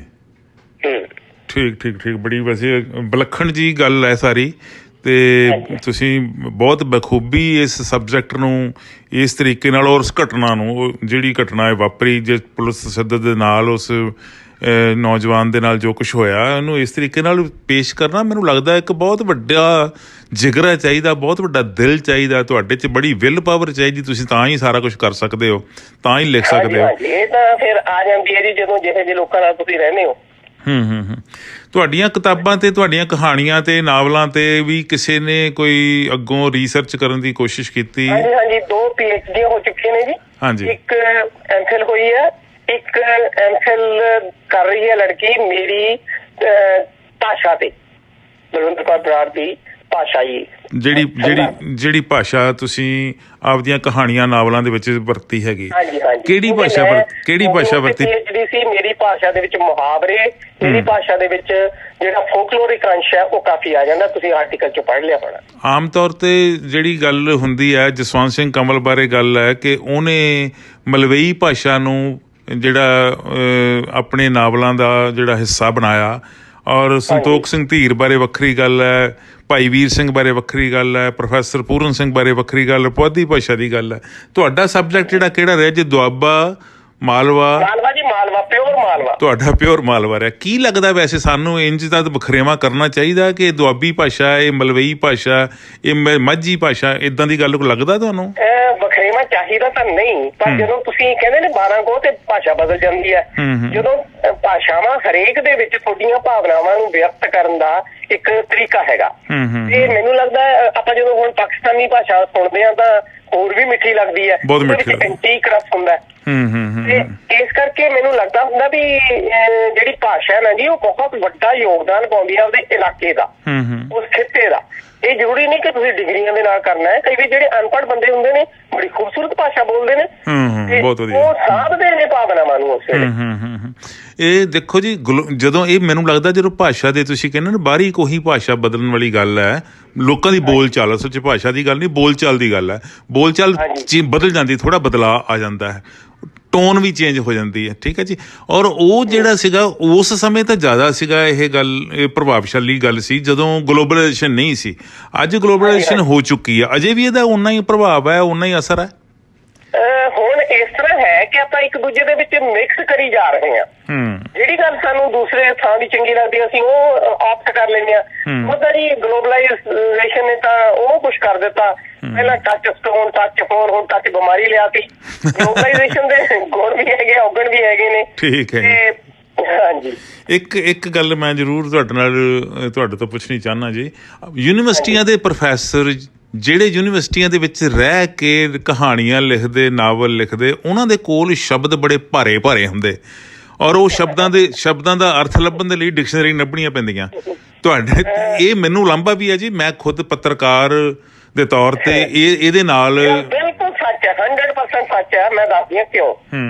ਮੈਂ ਕਿਸੇ ਦੀ ਚੁਗਲੀ ਨਹੀਂ ਕਰਦੀ। ਹਾਂਜੀ, ਕਈ ਟੀਚਰ ਆਪਦੀ ਵਿਦਵਤਾ ਦਾ ਪ੍ਰਭਾਵ ਪਾਉਣ ਵਾਸਤੇ ਆਪਣੀ ਭਾਸ਼ਾ ਦੇ ਵਿੱਚ ਇਸ ਤਰ੍ਹਾਂ ਦੇ ਆਲੋਚਨਾਤਮਕ ਦ੍ਰਿਸ਼ਟੀ ਤੋਂ ਗੱਲਾਂ ਕਰਦੇ ਨੇ ਜਿਹਦੇ ਨਾਲ ਇਹ ਸਿੱਧ ਹੋਵੇ ਕਿ ਅਸੀਂ ਅਨਪੜ੍ਹ ਬੰਦੇ ਨਾਲ ਨਹੀਂ ਬੋਲ ਰਹੇ, ਗੱਲਬਾਤ ਕਰ ਰਹੇ ਹਾਂ ਬੜੇ ਪੜ੍ਹੇ ਲਿਖੇ ਬੰਦੇ ਨਾਲ।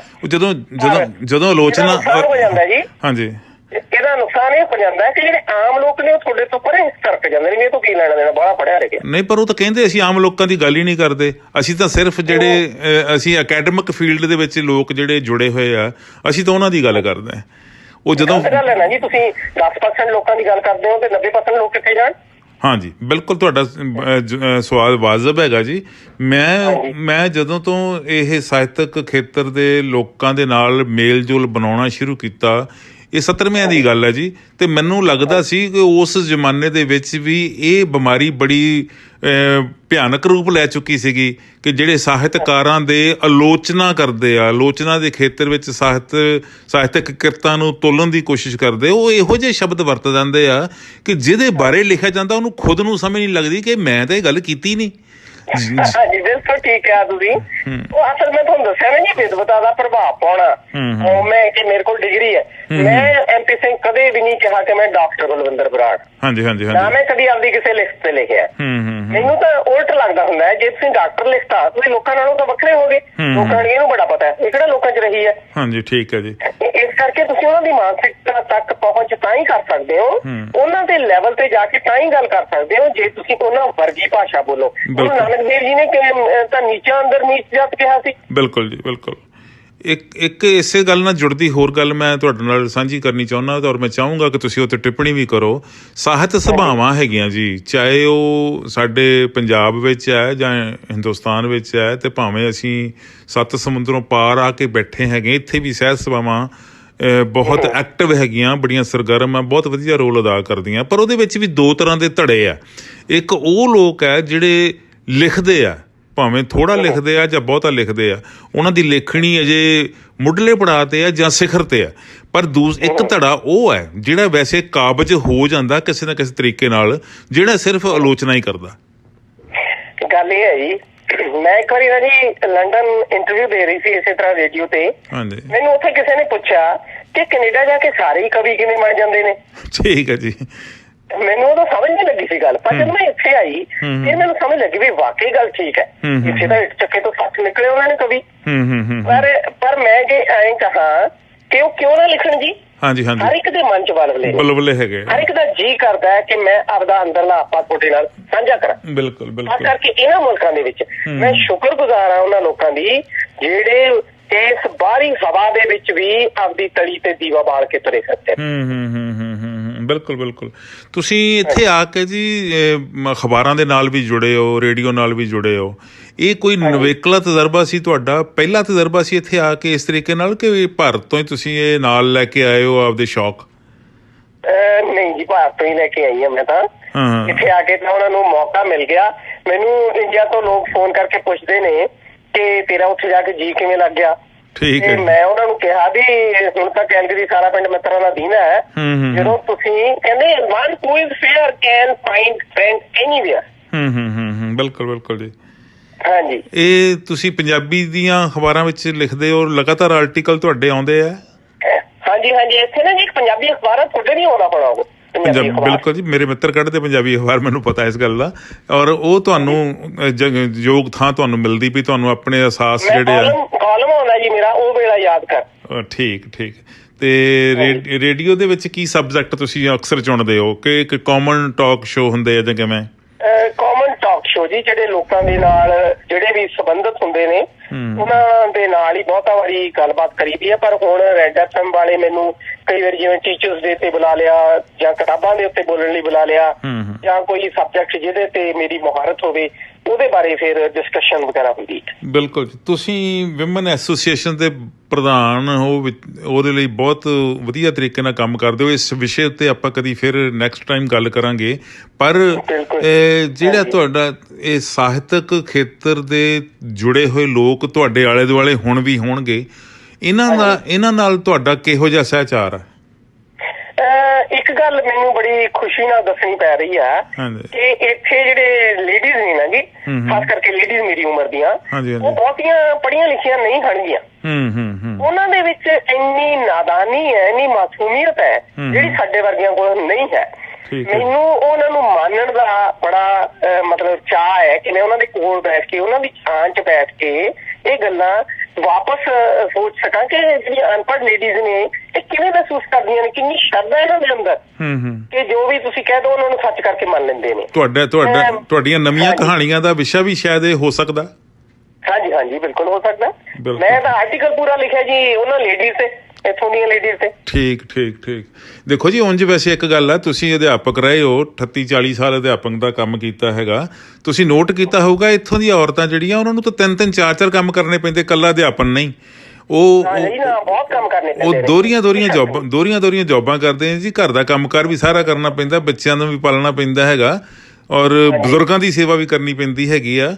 ਔਰ ਸਮਾਜ ਦੇ ਵਿੱਚ ਉਸ ਜ਼ਿੰਮੇਵਾਰੀ ਵੀ ਆ, ਹੋਰ ਬੜੀਆਂ ਜ਼ਿੰਮੇਵਾਰੀਆਂ ਜਿਹੜੀਆਂ ਨਿਭਾਉਣੀਆਂ ਪੈਂਦੀਆਂ। ਸਭ ਤੋਂ ਵੱਡੀ ਜਿਹੜੀ ਪ੍ਰੋਬਲਮ ਹੈਗੀ ਆ ਇੱਥੋਂ ਦੀਆਂ ਔਰਤਾਂ ਨੂੰ, ਸ਼ਾਇਦ ਤੁਸੀਂ ਆਪਦੀ ਸੰਸਥਾ ਦੇ ਵਿੱਚ ਡਿਸਕਸ ਵੀ ਕਰਦੇ ਹੋਵੋਗੇ, ਭਾਸ਼ਾ ਦਾ ਜਿਹੜਾ ਸੰਚਾਰ ਹੈ ਉਹ ਇੱਕ ਬਹੁਤ ਔਕੜ, ਬੜਾ ਮੁਸ਼ਕਲਾਂ ਭਰਿਆ ਹੈਗਾ। ਅਸੀਂ ਸਿੱਧੀ ਸਾਦੀ ਗੱਲ, ਕੈਨੇਡਾ ਵਾਲਿਆਂ ਨੂੰ ਥੈਂਕਫੁਲ ਹੋਣਾ ਚਾਹੀਦਾ, ਨਾਨੀਆਂ, ਦਾਦੀਆਂ, ਦਾਦੇ ਦਾਦਿਆਂ ਦਾ, ਜਿਨ੍ਹਾਂ ਨੇ ਆ ਰਹੀ ਪਨੀਰੀ ਦੇ ਵਿੱਚ ਪੰਜਾਬੀ ਦਾ ਦੀਪ ਜਗਾ ਕੇ ਰੱਖਿਆ। ਨਹੀਂ ਤਾਂ ਹੋਰ ਜਿਹੜੇ ਮੁਲਕ ਨੇ ਜਿਹੜੇ ਮੈਂ ਦੇਖਦੀ ਹਾਂ, ਈਵਨ ਅਮਰੀਕਾ ਦੇ ਵਿੱਚ ਵੀ ਆਪਣੇ ਇਹੀ ਪੰਜਾਬੀ ਨਹੀਂ ਹੈ। ਕੈਨੇਡੀਅਨ ਸੋਸਾਇਟੀ ਦੇ ਵਿੱਚ ਪੰਜਾਬੀ ਨੂੰ ਬਰਕਰਾਰ ਰੱਖਣ ਦਾ ਸਿਹਰਾ ਇਸੇ ਬਜ਼ੁਰਗ ਪੀੜ੍ਹੀ ਦੇ ਸਿਰ ਜਾਂਦਾ। ਬਹੁਤ ਖੂਬ। ਪੰਜਾਬੀ ਦੀ ਮੜਕ ਰੱਖਣ ਦਾ ਸਿਹਰਾ ਜਿਹੜਾ ਉਹ ਇਸ ਪੀੜ੍ਹੀ ਤੇ ਆ, ਉਹ ਤੁਹਾਡੇ ਤੇ ਵੀ ਆ। ਡਾਕਟਰ ਬਲਵਿੰਦਰ, ਤੁਸੀਂ ਬਹੁਤ ਵਧੀਆ ਲਿਖਿਆ ਹੈਗਾ, ਬਹੁਤ ਵਧੀਆ ਤੁਸੀਂ ਸਮਾਜ ਦੇ ਵਿੱਚ ਵਿਚਰਦੇ ਹੋ, ਸੇਵਾ ਸਮਾਜ ਦੀ ਕਰੀ ਜਾਂਦੇ ਹੋ। ਸਾਡੀ ਜਿਹੜੀ ਇਹ ਨਵੀਂ ਜਨਰੇਸ਼ਨ ਇੱਥੇ ਹੈਗੀ ਜੀ, ਤੁਹਾਡਾ ਇੱਕ ਬਤੌਰ ਲੇਖਕਾ, ਬਤੌਰ ਵੱਡੇ ਹੋਣ ਦੇ ਨਾਤੇ ਤੁਸੀਂ ਕੀ ਸੁਨੇਹਾ ਦਿੰਦੇ ਹੋ? ਮੈਂ ਸੁਨੇਹਾ ਇਹੀ ਦਿੰਦੀ ਹਾਂ ਜੀ ਕਿ ਜਦੋਂ ਜਿਵੇਂ ਹੁਣ ਕਰੋਨਾ ਕਾਲ ਸੀਗਾ, ਜਿਨ੍ਹਾਂ ਕੋਲੇ ਅੱਖਰ ਨਹੀਂ ਸੀਗੇ ਨਾ, ਉਹਨਾਂ ਨੂੰ ਇਹ ਕਲਤਰਾਂ ਨੇ ਬਹੁਤ ਤੰਗ ਕੀਤਾ। ਠੀਕ ਹੈ ਜੀ। ਮੈਂ ਚਾਹੁੰਦੀ ਹਾਂ ਕਿ ਅੱਖਰਾਂ ਦੀ ਦੌਲਤ ਜ਼ਰੂਰ ਆਪਦੇ ਪੱਲੇ ਰੱਖਣੀ ਚਾਹੀਦੀ ਹੈ, ਜਿਹਦੇ ਨਾਲ ਤੁਹਾਡੀ ਇਕੱਲਤਾ ਦੂਰ ਹੁੰਦੀ ਹੈ, ਤੁਹਾਡਾ ਸਾਥ ਹੁੰਦਾ ਹੈ, ਤੁਸੀਂ ਕਦੇ ਵੀ ਇਕੱਲੇ ਨਹੀਂ ਹੁੰਦੇ। ਇਹ ਨਾ ਕੋਈ ਚੋਰੀ ਕਰ ਸਕਦਾ, ਨਾ ਕੋਈ ਸਾਡੇ ਤੋਂ ਠੱਗ ਸਕਦਾ, ਇਹ ਤਾਂ ਸਾਡੇ ਨਾਲ ਹੀ ਰਹਿਣੀ ਹੈ। ਬਿਲਕੁਲ ਨਾਲ ਰਹਿਣਾ। ਹਾਂਜੀ ਹਾਂਜੀ। ਲੇਖਕਾਂ ਨੂੰ ਚਾਹੀਦਾ ਹੈ ਆਪਣੇ ਦੁਆਲੇ ਵਿਚਰਦੇ ਸਾਰੇ ਲੋਕਾਂ ਦੀਆਂ ਭਾਵਨਾਵਾਂ ਨੂੰ ਸਮਝ ਕੇ ਵਿਅਕਤ ਕਰਨ ਦੀ ਕੋਸ਼ਿਸ਼ ਕਰਨ। ਪੰਜਾਬੀ ਯੂਨੀਵਰਸਿਟੀ ਪਟਿਆਲਾ ਦੇ ਵਿੱਚ ਬਹੁਤ ਸਾਰੇ ਲੇਖਕ ਇਹੋ ਜਿਹੇ ਹੋਏ ਜਿਨ੍ਹਾਂ ਨੇ ਚੋਖਾ ਨਾਮਣਾ ਕੱਟਿਆ ਪੰਜਾਬੀ ਸਾਹਿਤ ਦੀ ਅਲੰਬਰਦਾਰੀ ਦੇ ਵਿੱਚ। ਉਹਨਾਂ ਨੇ ਇੱਕ ਬਾ ਕਮਾਲ ਕੰਮ ਕੀਤਾ ਜੀ। ਮੈਨੂੰ ਇੱਕ ਵਾਰੀ ਪੰਜਾਬੀ ਯੂਨੀਵਰਸਿਟੀ ਪਟਿਆਲਾ ਦੇ ਵਿੱਚ ਪੰਜਾਬੀ ਕਾਨਫਰੰਸ ਵਿੱਚ ਜਾਣ ਦਾ ਵੀ ਮੌਕਾ ਮਿਲਿਆ ਸੀ। ਸੈਨਟ ਹਾਲ ਦੇ ਵਿੱਚ ਗੱਲ ਸੀ। ਉੱਥੇ ਭਾਜੀ ਗੁਰਸ਼ਰਨ ਸਿੰਘ ਨਾਟਕਕਾਰ ਵੀ ਸੀਗੇ। ਉੱਥੇ ਸਾਡੇ ਬਹੁਤ ਸਾਰੇ ਹੋਰ ਕਲਾਕਾਰ, ਚਿੱਤਰਕਾਰ ਸ਼ੋਭਾ ਸਿੰਘ ਵੀ ਹਾਜ਼ਰ ਸੀਗੇ। ਤੁਹਾਨੂੰ ਵੀ ਕਦੀ ਇਸ ਤਰੀਕੇ ਦਾ ਮੌਕਾ ਮਿਲਿਆ ਕਿ ਕੌਮੀ ਜਾਂ ਕੌਮਾਂਤਰੀ ਇੰਟਰਨੈਸ਼ਨਲ ਕਿਸੇ ਕਾਨਫਰੰਸ ਵਿੱਚ ਜਾ ਕੇ ਆਪਣੀ ਭਾਸ਼ਾ, ਆਪਣੀ ਬੋਲੀ, ਆਪਣਾ ਸਾਹਿਤ, ਆਪਣੀ ਕਲਾਕਿਰਤ ਦਾ ਪ੍ਰਗਟਾਵਾ ਕਰਨ ਦਾ? ਹਾਂਜੀ ਹਾਂਜੀ, ਇੰਟਰਨੈਟ ਦੇ ਉੱਤੇ ਪਿਆ ਜੀ ਮੇਰਾ ਲੇਖ। ਮੈਂ ਕਾਨਫਰੰਸਾਂ ਤਕਰੀਬਨ ਜਿਹੜੀ ਵਰਲਡ ਕਾਨਫਰੰਸ ਹੁੰਦੀ ਸੀ ਸਾਰੀਆਂ ਹੀ ਅਟੈਂਡ ਕੀਤੀਆਂ ਨੇ। ਟੋਰਾਂਟੋ ਦੇ ਵਿੱਚ ਮੈਂ ਪੇਪਰ ਪੜ੍ਹਿਆ ਸੀ ਜੀ, ਕੈਨੇਡੀਅਨ ਪੰਜਾਬੀ ਲੋਕ। Very good. ਤੇ 11 ਦੇ ਵਿੱਚ ਸੀ ਸ਼ਾਇਦ ਉਹ। ਤੇ ਮੈਂ ਹਰ ਇੱਕ ਕਾਨਫਰੰਸ ਉੱਥੇ ਤਾਂ ਖੈਰ ਹੁੰਦੀਆਂ ਹੀ ਰਹਿੰਦੀਆਂ ਸੀ ਪੰਜਾਬ ਦੇ ਵਿੱਚ। ਤਾਂ ਜੀਤ ਪਾਤਰ ਸਾਡੇ ਡਿਪਾਰਟਮੈਂਟ ਦੇ ਸਟੂਡੈਂਟ ਨੇ, ਓਮਪੁਰੀ ਸਾਡੀ ਯੂਨੀਵਰਸਿਟੀ ਦੇ ਨੇ, ਰਾਜ ਬੱਬਰ ਸਾਡੀ ਯੂਨੀਵਰਸਿਟੀ ਦੇ ਨੇ। ਸਾਨੂੰ ਇਹਨਾਂ ਸ਼ਖਸੀਅਤਾਂ ਤੇ ਮਾਣ ਹੈ ਕਿ ਇਹਨਾਂ ਨੇ ਪੰਜਾਬੀ ਯੂਨੀਵਰਸਿਟੀ ਦਾ ਨਾਮ ਬਹੁਤ ਉੱਚਾ ਕੀਤਾ। ਬਹੁਤ ਖੂਬ ਜੀ, ਤੁਸੀਂ ਵੀ ਬਹੁਤ ਉੱਚਾ ਕੀਤਾ ਜੀ। ਅੱਜ ਕੈਨੇਡਾ ਵਿੱਚ ਤੁਸੀਂ ਵਾਇਸ ਆਫ ਇੰਡੀਆ ਤੇ ਬੋਲ ਰਹੇ ਹੋ। ਸਾਡਾ ਪ੍ਰੋਗਰਾਮ ਹੈ ਕਲਮਾਂ ਦੇ ਕਾਫਲੇ, ਜਿਹੜਾ ਰੇਡੀਓ ਤੋਂ ਵੀ ਜਿਹੜਾ ਬ੍ਰੌਡਕਾਸਟ ਹੋ ਰਿਹਾ, ਔਰ ਨਾਲ ਦੀ ਨਾਲ ਫੇਸਬੁੱਕ ਤੇ ਔਰ YouTube ਤੇ ਸਾਡੇ ਸੈਂਕੜੇ ਨਹੀਂ, ਹਜ਼ਾਰਾਂ ਨਹੀਂ, ਲੱਖਾਂ ਦਰਸ਼ਕ ਜਿਹੜੇ ਸਾਡੇ ਸਬਸਕ੍ਰਾਈਬਰ ਹੈਗੇ ਉਹਨੂੰ ਵੇਖ ਰਹੇ ਆ। ਤੁਸੀਂ ਬਹੁਤ ਮੁੱਲੇ ਵਿਚਾਰ ਦਿੱਤੇ ਨੇ ਡਾਕਟਰ ਬਰਾੜ। ਅਸੀਂ ਤੁਹਾਡੇ ਤਹਿ ਦਿਲੋਂ ਸ਼ੁਕਰਗੁਜ਼ਾਰ ਹਾਂ। ਕਲਮਾਂ ਦੇ ਕਾਫਲੇ ਵੱਲੋਂ ਇੱਕ ਵਾਰੀ ਫਿਰ ਤੁਹਾਡੀ ਬਹੁਤ ਬਹੁਤ ਮਿਹਰਬਾਨੀ। ਤੁਹਾਡੀ ਕਲਮ ਨੂੰ ਸਲਾਮ ਜੀ। ਥੈਂਕ ਯੂ ਜੀ, ਥੈਂਕ ਯੂ। ਮੈਨੂੰ ਵੈਸੇ ਬੜੀ ਖੁਸ਼ੀ ਹੋਈ ਕਿਉਂਕਿ ਮੈਂ ਸਰੀ ਤੇ ਟੋਰਾਂਟੋ ਤਾਂ ਅਕਸਰ ਬੋਲਦੀ ਹਾਂ, ਜਾਂ ਹਰ 15 ਦਿਨਾਂ ਬਾਅਦ ਐਡਮਿੰਟਨ ਵੀ ਬੋਲਦੀ ਹਾਂ, ਪਰ ਤੁਹਾਡੇ ਸ਼ਹਿਰ ਦੇ ਵਿੱਚ ਮੈਂ ਪਹਿਲੀ ਵਾਰੀ ਬੋਲਦੀ ਹਾਂ। ਤੁਹਾਡਾ ਬਹੁਤ ਬਹੁਤ ਧੰਨਵਾਦ। Thank you very much. ਬਹੁਤ ਬਹੁਤ ਥੈਂਕ ਯੂ।